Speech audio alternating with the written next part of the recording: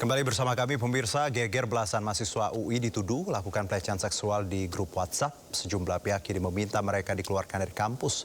Sementara Rektorat UI masih memantau terus perkembangan penyelidikan kasus ini.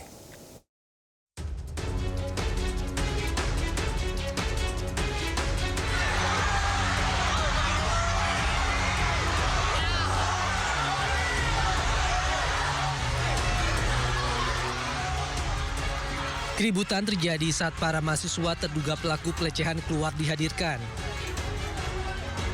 Para mahasiswa yang berempati terhadap korban berteriak dan histeris usai kasus dugaan pelecehan seksual berbasis digital terjadi di lingkungan kampus Universitas Indonesia.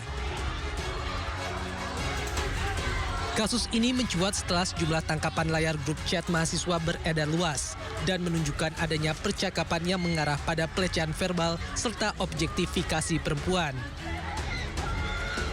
Kasus ini pun menuai kecaman. Usai viral, BEM dan Dekanat FHUI menggelar forum persidangan terbuka untuk para pelaku pelecehan seksual. Kehadiran para pelaku disambut sorakan hadirin sidang.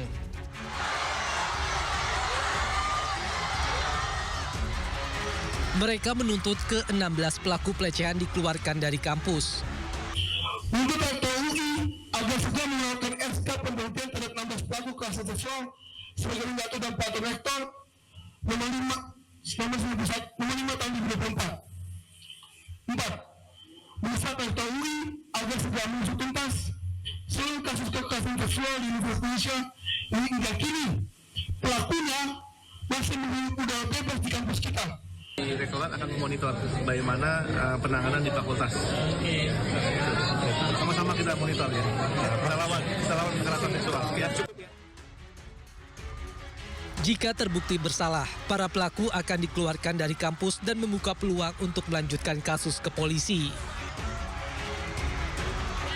Dari Depok, Jawa Barat, Iyung Rizky, iNews melaporkan.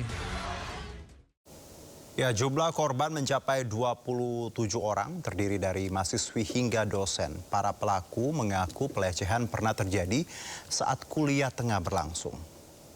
Untuk yang saya tangani, yang saya bantu pendampingannya ada 20, tetapi untuk yang dosen itu juga saya dengar jumlahnya itu sekitar 7. Karena jujur dari kami juga belum punya waktu juga untuk mencoba menelusuri korbannya ada berapa, dan menurut kami juga itu tidak terlalu urgent ya untuk kasus ini, karena toh pelaku juga semua sudah mengakui mereka salah, pelaku sudah mengaku salahnya apa, fakultas sudah tahu, ini sudah tahu, sekarang tinggal masalah penyetuan saksinya seperti apa. Gitu. Tapi yang pasti korbannya sangat-sangat banyak. Betul, ini dosen-dosen yang mengajar mereka di kelas, dosen-dosen yang mengajar mereka sendiri, dan bahkan dalam beberapa konteks mereka melakukan pelecehan itu di dalam kelas. Sewaktu masih belajar, betul. Saya tadi seperti saya bilang, saya belum konfirmasi juga terkait hal itu pertama, dan kedua juga memang sepertinya dari pihak korban pun ya kami tidak akan mencoba untuk mengkonfirmasi juga, karena menurut kami itu tidak relevan dengan penanganan perkara yang saat ini. Tetapi apabila nantinya memang kami temukan adanya intervensi ataupun hambatan dalam penanganan kasusnya, pasti kami juga akan kabarkan lagi ke semua pihak terkait hal ini. Tapi untuk saat ini belum kami konfirmasi dan tidak akan kami konfirmasi juga dalam waktu dekat. Pihak kampus harus betul-betul transparan, membuka ini semua kepada publik, agar apa? Agar tercipta keamanan, kondusivitas yang ada di kampus. Ya, tentu kami rencana sebelum reses akan memanggil rektor UI dan rektor kampus-kampus yang bermasalah, terutama terhadap kekerasan seksual, kekerasan verbal, kekerasan fisik lainnya. Supaya apa? Supaya ada efek jera. Tentu sanksi tegas harus diberikan. Di Permendikbudristek nomor 55 tahun 2024 itu sebenarnya sudah jelas diatur di situ. Mekanisme penanganan seperti apa, kemudian pencegahannya seperti apa, itu sudah jelas. Cuman kenapa ini bisa terjadi? Karena kita belum sungguh-sungguh menerapkan regulasi itu. Kemudian terkait sanksi, silakan sesuai dengan aturan yang ada. Kami di Komisi 10 mempertegas bahwa ikuti aturan. Tanpa memandang bulu, apakah itu nanti, kalau saya lihat di media kan ada yang backing segala macam, jalan saja. Kami di Komisi 10 pasti akan mendukung, menerapkan sanksi tegas itu. Jalan rusak tak kunjung diperbaiki, ratusan warga di Tulang Bawang, Lampung protes dan mengubahnya menjadi kolam ikan.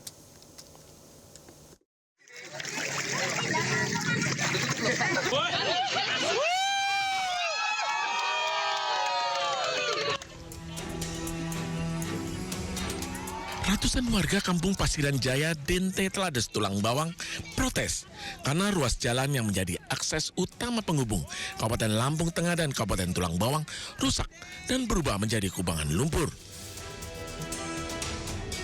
Warga kecewa karena pemerintah dinilai lamban merespon keluhan masyarakat. Mereka melakukan aksi teatrikal, menangkap ikan di tengah jalan yang rusak, berendam di genangan air.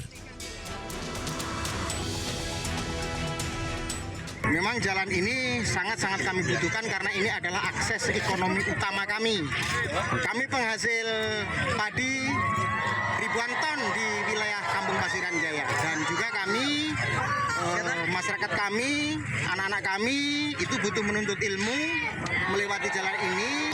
Tahun-tahun sayangnya ini kejadian kayak gini. Udah berapa lama jalan ini rusak, Pak De? Wah, udah lama sekali dari saya waktu bujang. Sekarang umur saya udah berapa entah. Ini rambut saya udah putih semua. Harapannya seperti apa, Pak De? Harapannya segera dibangunlah sama pemerintah setempat.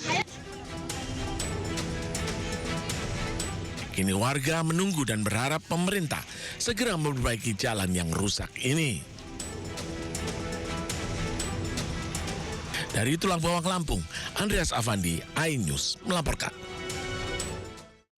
Ya, pemirsa, Jakarta terus berjuang agar lepas dari masalah sampah, mulai dari sampah rumah tangga hingga sampah organik seperti di Cilincing, Jakarta Utara, kulit kerang hijau menumpuk hingga menjadi gunungan tinggi. Hingga kini kota Jakarta masih berjuang agar bisa terbebas dari masalah sampah. Selain sampah rumah tangga dan industri, kali ini muncul masalah baru, yaitu sampah organik. Di pesisir Kalibaru, Cilincing, Jakarta Utara, limbah kulit kerang hijau menggunung bahkan mencapai ketinggian 2,5 meter. Setiap hari sampah kulit kerang hijau terus bertambah seiring aktivitas pengupasan kerang oleh warga dan pengusaha lokal. Kurangnya lahan pembuangan akhir membuat para pengusaha kerang memilih jalan pintas dengan membuang limbah ke laut dan juga tepi pantai. Kayak wisatawan gitu agak terganggu ya, karena kan biasanya bisa menikmati pasir di bibir pantai, sekarang sudah tidak bisa menikmati pasir putih di bibir pantai. Meski disebut-sebut dapat menahan abrasi, namun secara ekologi tumpukan kulit kerang bisa merusak lingkungan laut. Suku Dinas Lingkungan Hidup Kepulauan Seribu mengaku telah berkoordinasi dengan Kementerian Lingkungan Hidup untuk mengatasi masalah ini. Dari Jakarta, Sofyan Firdaus, iNews melaporkan. Pemirsa, kabel lampu papan reklame di jembatan penyeberangan orang JPO Lenteng Agung Jagakarsa Jakarta Selatan hilang dicuri. Foto wajah pelaku yang terekam CCTV dipasang di JPO tersebut. Ternyata kabel di JPO juga bisa diambil orang nih. Ada maling kabel di JPO Lenteng Agung. Nih, kurang lebih kayak gini nih. Inilah rekaman video amatir kabel lampu papan reklame di jembatan penyeberangan orang Lenteng Agung Jagakarsa Jakarta Selatan hilang dicuri orang tidak bertanggung jawab. Diduga pelaku melancarkan aksinya seorang diri pada malam hari. Awalnya warga mengira pelaku teknisi kabel ternyata pencuri kabel. Warga yang resah dengan aksi pelaku memasang foto wajah pelaku di area jembatan. Orangnya naik ke atas, mana kita nggak ya mau ngambil kabel. Udah berhatiin ya, cuma naik-naik dong, apa narik-narik kabel. Ada berapa orang, Pak, yang bawa perahu? Yang saya lihat cuma satu. Ya. Itu kabel apa, Pak, yang dicuri, Pak? Ya kayak kabel apa sih yang hitam-hitam itu tuh? Yang buat lampu papan reklame itu. Iya. Akibat kejadian ini, instalasi kabel yang terpasang pada lampu papan reklame di kawasan tersebut rusak dan tidak bisa digunakan. Dari Jakarta, Rizky Falufi, iNews melaporkan. Ya, pemirsa, begal motor dan ponsel kembali terjadi di ibu kota. Kali ini korbannya dua remaja berboncengan sepeda motor yang sedang melintas di Jalan Gunung Sahari Raya, Sawah Besar, Jakarta Pusat. Tepat di depan halte busway Jembatan Merah, kawanan pelaku menghentikan paksa sambil mengancam dan langsung merampas sepeda motor beserta ponsel milik kedua korban.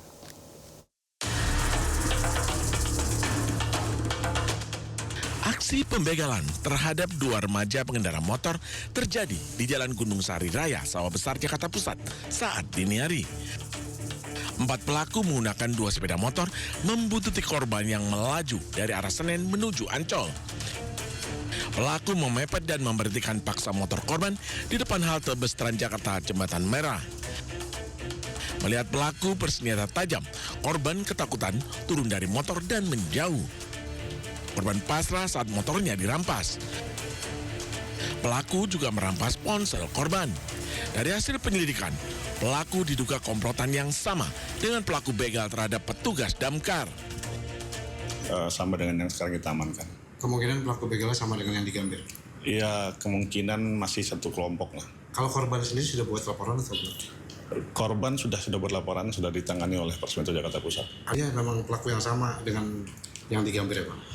Ada kemungkinan mereka ini satu tongkrongan ya, atau satu kelompok.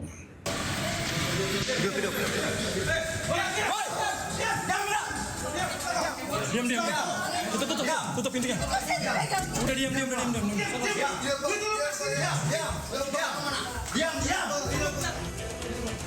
Sebelumnya, polisi telah meringkus 4 dari 6 pelaku begal di sebuah hotel di Pluit, Jakarta Utara. Polisi masih memburu 2 pelaku lain. Dari Jakarta, Rani Sanjaya, iNews melaporkan.